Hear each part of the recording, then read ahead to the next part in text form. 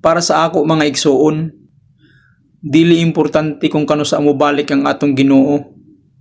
Ang importante nga andam ta sa matag adlaw nga kung kuhaon na ning atong kinabuhi nga gipahulam sa ato sa Ginoo, nga masigurado nato mga igsoon nga makasulod ta sa gingharian sa langit pag-abot sa panahon sa paghukom, nga dili mahukman sa silot ang atong mga kalag mga igsoon, dili mahukman sa impyerno.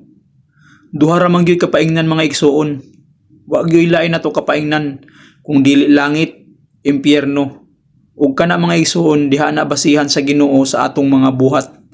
Samtang buhi pa ta mga igsoon, mga lagad nata sa Ginoo, mangayo na tagpasaylo sa Ginoo, magbag-o na ta sa atong kinabuhi.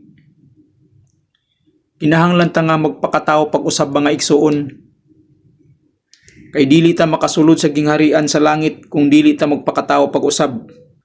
Ang pagpamatuod mga igsoon, mabasa nato diri igsoon sa sulat ni Juan kapitulo 3 bersikulo 3. Mao kini ang giingon: sa pagkamatuod nagaingon ako kanimo, gawas kung ang tao magpakatao pag-usab, dili siya makakita sa gingharian sa Dios. Klaro kaayo ni mga igsoon. Ug kining buot gipasabot diri igsoon nga magpakatao pag-usab, pinaagi na sa atong mga buhat mga igsoon. Mangayo ta og pasaylo sa Ginoo, ug diha-diha pasayloon ta sa Ginoo, ug atong dawaton ang iyang espiritu dinhi sa atong kinabuhi, ug magkinabuhi ta uyon sa iyang kabubuton. Samtang napay kinabuhi nga gihatag sa ato sa Ginoo, magkinabuhi ta diha sa pagpangalagad kaniya, sa pagsunod sa iyang mga sugo. Diha na tumaangkon ang kaluwasan mga igsoon.